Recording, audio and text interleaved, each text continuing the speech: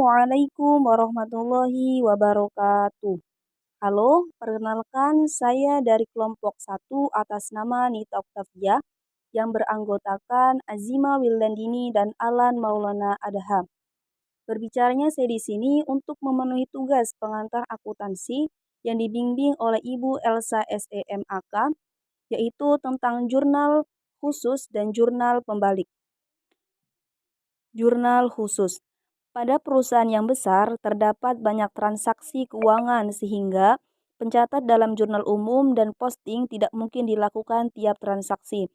Salah satu cara memperbaiki sistem pencatatan adalah dengan mengelompokkan transaksi sejenis yang kerap kali dilakukan dengan menggunakan jurnal khusus. Jenis-jenis jurnal khusus. A. Jurnal pembelian. Jurnal pembelian dipakai untuk mencatat pembelian barang dagang secara kredit. Apabila kita ingin mencatat pembelian lain, buku pembelian dapat dibuat sesuai kebutuhan.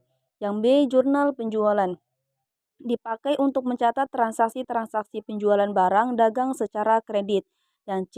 Jurnal penerimaan kas. Dipakai untuk mencatat penerimaan kas dari segala sumber penerimaan atau semua transaksi yang bersifat menambah kas. D. Jurnal pengeluaran kas. Digunakan untuk mencatat semua pengeluaran atau pembayaran kas ke berbagai pos pengeluaran. Yang E. Jurnal umum. Digunakan untuk mencatat berbagai transaksi yang tidak dapat dicatat dalam jurnal khusus. Transaksi tersebut antara lain retur pembelian, retur penjualan, jurnal penyesuaian, jurnal penutup, jurnal koreksi, dan jurnal pembalik. Jenis jurnal khusus. Jurnal khusus adalah jurnal yang dibuat secara khusus untuk mencatat transaksi sejenis yang terjadi berulang-ulang. A. Jurnal pembelian. Dipakai untuk mencatat pembelian barang dagang secara kredit. Apabila kita ingin mencatat pembelian lain, buku pembelian dapat dibuat sesuai kebutuhan. Yang B. Jurnal penjualan. Dipakai untuk mencatat transaksi-transaksi penjualan barang dagang secara kredit. Yang C. Jurnal penerimaan kas. Dipakai untuk mencatat penerimaan kas dari segala sumber penerimaan atau semua transaksi yang bersifat menambah kas.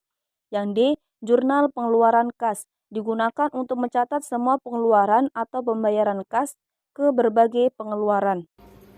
Jurnal pembalik atau reversing entries merupakan jurnal penyesuaian yang dibuat pada awal periode akuntansi sebelum dimulai proses akuntansi yang baru dengan tujuan memutakhirkan data akuntansi atau data keuangan. Penyusunan jurnal pembalik tergantung dari jurnal penyesuaian. Jurnal penyesuaian yang perlu dibuat jurnal pembalik adalah hanya jurnal penyesuaian yang menimbulkan piutang, receivable, atau utang payable.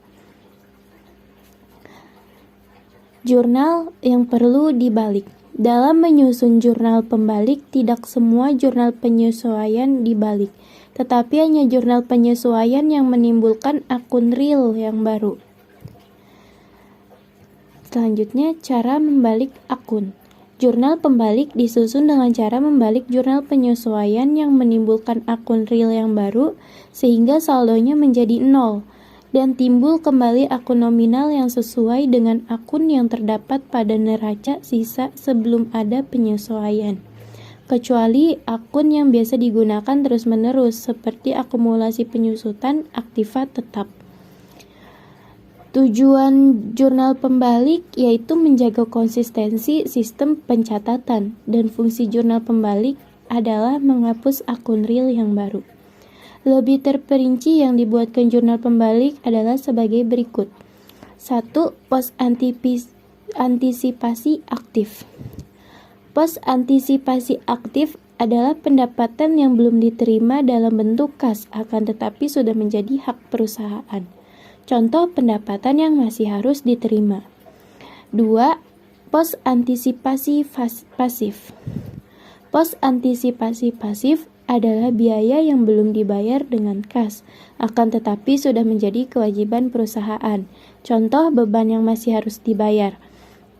Yang ketiga, pos transitoris aktif, yaitu biaya yang sudah dibayar dengan kas akan tetapi belum menjadi kewajiban perusahaan. Contoh beban dibayar di muka. Terakhir, yang keempat, post transitoris pasif, yaitu pendapatan yang sudah diterima kasnya akan tetapi belum menjadi hak perusahaan. Contoh pendapatan diterima di muka. Akun-akun yang termasuk pada jurnal pembalik yaitu 1.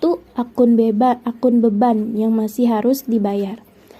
Untuk akun beban yang masih harus dibayar atau dikeluarkan pada akhir periode perusahaan, sehingga akun beban dapat berlanjut pada periode akuntansi berikutnya.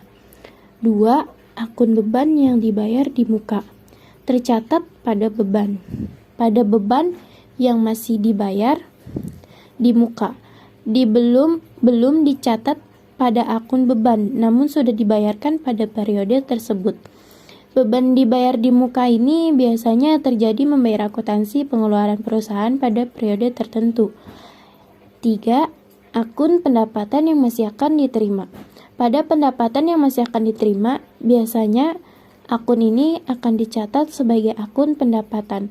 Namun sayangnya pendapatan tersebut belum diakui sepenuhnya sebagai pendapatan karena beberapa alasan perusahaan. Keempat, akun pendapatan yang diterima di muka, tercatat pada pendapatan. Akun pada pendapatan diterima di muka ini biasanya harus diterima perusahaan pada awal transaksi, namun pembayaran tersebut belum dilakukan oleh pembeli atau customer. Biasanya perusahaan menggunakan metode pendekatan neraca, karena mencatat uang masuk sebagai pendapatan diterima di muka. Untuk transaksi yang tercatat pada pendapatan, jika pekerjaan yang diminta oleh pelanggan sudah selesai. Kelima, akun beban pemakaian atas perlengkapan, tercatat pada beban. Untuk akun beban atas pemakaian perlengkapan akan tercatat pada akun beban.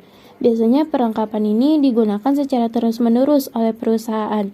Setelah itu, perlengkapan akan dicatat sebagai bahan dalam ayat jurnal penyesuaian.